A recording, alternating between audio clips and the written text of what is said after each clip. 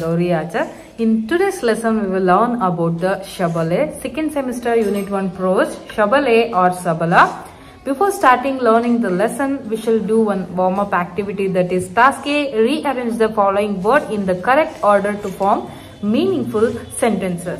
Here the first question is all beings animals living anta ಇದೆ ಹೇಳಿ ಇದನ್ನ rearrange ಮಾಡಿ ನಾವು ಬರೆದಾಗ animals are living beings. Second, us animals feel also like, ಇದನ್ನ rearrange ಮಾಡಿ ಬರೆದಾಗ animals are also feel like us. Third, useful as to all animals ಅಂತ ಹೇಳಿ ಇದೆ, ಇದನ್ನ ನಾವು rearrange ಮಾಡಿ ಬರೆದಾಗ animals are useful to us ಅಂತ ಹೇಳಿ ಇದು ಆಗುತ್ತೆ. And here the task B, how do you think that a cow is a useful animal? Discuss with your partner. ಅವರು ಕೌ ಹೇಗೆ ಒಂದು ಉಪಯೋಗಕಾರಿ ಪ್ರಾಣಿಯಾಗಿದೆ ತಿಳಿಸಿ ಅಂತ ಹೇಳಿ ನಮಗೆ ಕೇಳಿದರೆ, ನೀವು ನಿಮ್ಮ ಫ್ರೆಂಡ್ಸ್ ಜೊತೆ ಡಿಸ್ಕಸ್ ಮಾಡಿ ಅಂತ ಹೇಳಿದರೆ. They help us give milk. Through milk we get a lot of products like butter, cheese, curd and more. In addition to that, people also use cows for their cow dung and cow leather. Cow dung comes in a handy as a rich fertilizer. This is task B. Cow ನಮಗೆ ಹಾಲನ್ನ ಕೊಡುತ್ತೆ, ಅದ್ರ ಜೊತೆಗೆ ಹಾಲಿನಿಂದ ನಾವು ಬೆಣ್ಣೆ, ಮೊಸರು, ತುಪ್ಪ ಈ ಎಲ್ಲ ಉತ್ಪನ್ನಗಳನ್ನ ನಾವು ಮಾಡ್ಕೊಳ್ಬಹುದು. In addition to that, people use cow dung. ಅದರಿಂದ ಬರುವಂತಹ ಸಗಣಿಯನ್ನ ನಾವು ಗೊಬ್ಬರವಾಗಿ ಉಪಯೋಗಿಸ್ತೀವಿ. ಆ ಗೊಬ್ಬರವನ್ನ ಸಸಿಗಳಿಗೆ ಹಾಕಿದಾಗ ನಮಗೆ ಉತ್ತಮ ಫಲವನ್ನ ಅದು ಕೊಡುತ್ತೆ ಅಂತಾನೆ ಹೇಳ್ಬೋದು. Let's come to the chapter. Once there was a sage whose name was Vasishtha. He lived in a forest. Vasishtha had a cow by name Shabale, also known as Nandini, daughter of Kamadhenu, the heavenly cow. Whenever Vasishtha asked her for anything such as food, drink or cloth, she would give them to him. Both of them lived happily in the forest. ಇಲ್ಲಿ ನಿಮಗೆ difficult word. ಸೇಜ್ ಅಂದ್ರೆ ಋಷಿ. He lived in a forest ಅಂದ್ರೆ ಕಾಡು. Vasishtha had a cow ಅಂದ್ರೆ ನಿಮ್ಗೆ ಗೊತ್ತಿದೆ. Once there was a sage whose name was Vasishtha. ಒಂದಾನೊಂದು ಕಾಲದಲ್ಲಿ ಒಬ್ಬ ಋಷಿ ಇರ್ತಾನೆ, ಅವನ ಹೆಸರು Vasishtha. He lived in a forest. ಅವನು ಕಾಡಿನಲ್ಲಿ ವಾಸ ಮಾಡ್ತಾ ಇರ್ತಾನೆ. Vasishtha had a cow by name Shabale. ಅವನ ಬಳಿ ಒಂದು ಹಸು ಇರುತ್ತೆ, ಆ ಹಸುವಿನ ಹೆಸರು ಶಬಲೆ. Also known as Nandini, daughter of Kamadhenu, the heavenly cow. ಆ ಹಸುವಿಗೆ ಮತ್ತೊಂದು ಹೆಸರಿರುತ್ತೆ, ಅದಂದ್ರೆ ನಂದಿನಿ, ಡಾಟರ್ ಆಫ್ ಕಾಮಧೇನು. ಅವಳು ಕಾಮಧೇನುವಿನ ಮಗಳಾಗಿರ್ತಾಳೆ. ಹೆವನ್ಲಿ ಕೌ, ಅದು ಸ್ವರ್ಗದಿಂದ ಬಂದಂತಹ ಒಂದು ಹಸು ಆಗಿರುತ್ತೆ. Whenever Vasishtha asked her for anything such as food, drink, cloth, she would give them to him.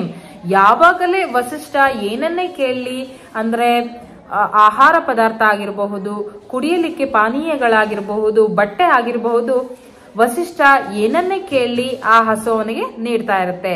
She would give them to him, ಅವಳು ಅದನ್ನ ಕೊಡ್ತಾ ಇರ್ತಾಳೆ.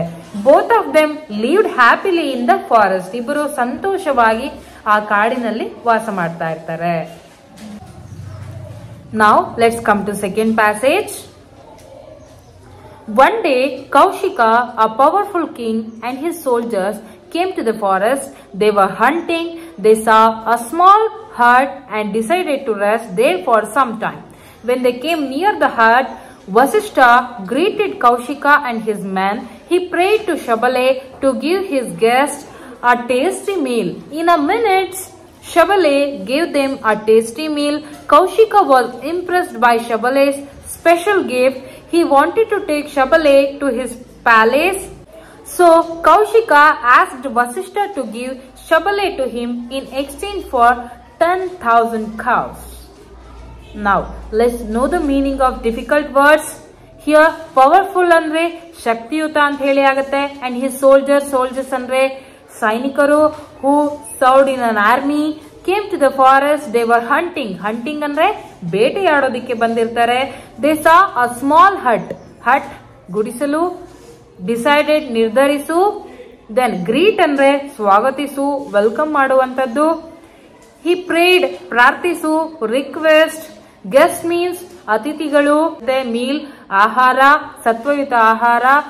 Now let's know translation of it. One day, Kaushika, a powerful king, and his soldiers came to the forest. ಒಂದು ದಿನ ಕೌಶಿಕ ತುಂಬಾ powerful ರಾಜ ಆಗಿರ್ತಾನೆ. ಅವನು ಕಾಡಿಗೆ ಬರ್ತಾನೆ. ದೇವರ್ ಹಂಟಿಂಗ್, ಬೇಟೆ ಆಡ್ಲಿಕ್ಕೋಸ್ಕರ ಅವನು ಕಾಡಿಗೆ ಬಂದಿರ್ತಾನೆ. ದೇ ಸಾ ಅ ಸ್ಮಾಲ್ ಹಟ್, ಒಂದು ಚಿಕ್ಕ ಗುಡಿಸಲನ್ನ ನೋಡ್ತಾರೆ. And decided to rest there for some time, ಅಲ್ಲಿಯೇ ಕೆಲ ಕಾಲ ತಂಗೋದಿಕ್ಕೆ, ರಿಲ್ಯಾಕ್ಸ್ ಮಾಡೋದಿಕ್ಕೆ ಅವರು ನಿರ್ಧರಿಸ್ತಾರೆ. When they came near the hut, Vasishtha greeted Kaushika and his man. ಅವರು ಯಾವಾಗ ಗುಡಿಸಲಿನ ಹತ್ತಿರ ಬರ್ತಾರೆ ಆಗ ಕೌಶಿಕ ರಾಜನನ್ನ ಸ್ವಾಗತವನ್ನ ಮಾಡ್ತಾನೆ. He prayed to Shabala to give his guest a tasty meal. ಆಗ ಅವನು ಶಬಲೆಗೆ ರಿಕ್ವೆಸ್ಟ್ ಅನ್ನ ಮಾಡ್ಕೊಳ್ತಾನೆ, ಒಂದು ಒಳ್ಳೆಯ ಟೇಸ್ಟಿ ಆಗಿರುವಂತಹ ಭೋಜನವನ್ನ ಸಿದ್ಧಪಡಿಸು, ನಮಗೆ ಕೊಡು ಅಂತ ಹೇಳಿ ಅವನು ರಿಕ್ವೆಸ್ಟ್ ಅನ್ನ ಮಾಡ್ತಾನೆ.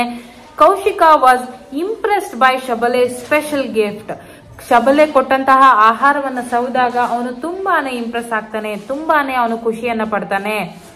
ಹಿ wanted to take Shabala's to his palace. ಆಗ ಅವನಿಗೆ ಶಬಲೆಯನ್ನ ಅವಳ ಅರಮನೆಗೆ ಕರ್ಕೊಂಡು ಹೋಗ್ಬೇಕು ಅಂತ ಹೇಳಿ ಆಸೆ ಆಗತ್ತೆ. So Kaushika asked Vasishtha to give Shabala to him in exchange for 10,000 cows. ಆಗ ಅವನು ಕೌಶಿಕ, ನನಗೆ ಶಬಲೆಯನ್ನ ಕೊಟ್ಟುಬಿಡು, ಅದರ ಬದಲಾಗಿ ನಾನು ಎಕ್ಸ್ಚೇಂಜ್ ವಿನಿಮಯ ಮಾಡ್ಕೊಳ್ಳೋದು, ಅದರ ಬದಲಾಗಿ ನಾನು ನಿನಗೆ 10,000 cows ಅನ್ನ ನಾನು ನಿನಗೆ ಕೊಡ್ತೀನಿ, 10,000 ಹಸುಗಳನ್ನ ನಾನು ನಿನಗೆ ಕೊಡ್ತೀನಿ, ಅದರ ಬದಲಾಗಿ ನೀನು ನನಗೆ ಒಂದು ಶಬಲೆಯನ್ನ ನನ್ನ ಬಳಿ ಕಳಿಸ್ಕೊಡು ಅಂತ ಹೇಳಿ ಹೇಳ್ತಾನೆ. This is all for today's lesson. Next class we will continue next 2 passages. Words to know. Let us know difficult words of today's lesson. Sage means hermit who lives alone in the forest. ಸೇಜ್ ಅಂದ್ರೆ ಋಷಿ, ಅವರು ಒಬ್ಬರೇ ಒಂಟಿಯಾಗಿ ಅವರು ಜೀವನವನ್ನ ನಡೆಸ್ತಾ ಇರ್ತಾರೆ, ಅವರಿಗೆ ಯಾವುದೇ ಸಂಸಾರ ಅಂತ ಹೇಳಿ ಇರೋದಿಲ್ಲ. ಗ್ರೀಟ್ ಅಂದ್ರೆ welcome, ಸ್ವಾಗತಿಸು. Note down some questions for today's lesson. Who was Vasishtha? Where did he live? What was special about Shabale? What did Kaushika ask Vasishtha? This is all for today's lesson. Thanks for watching.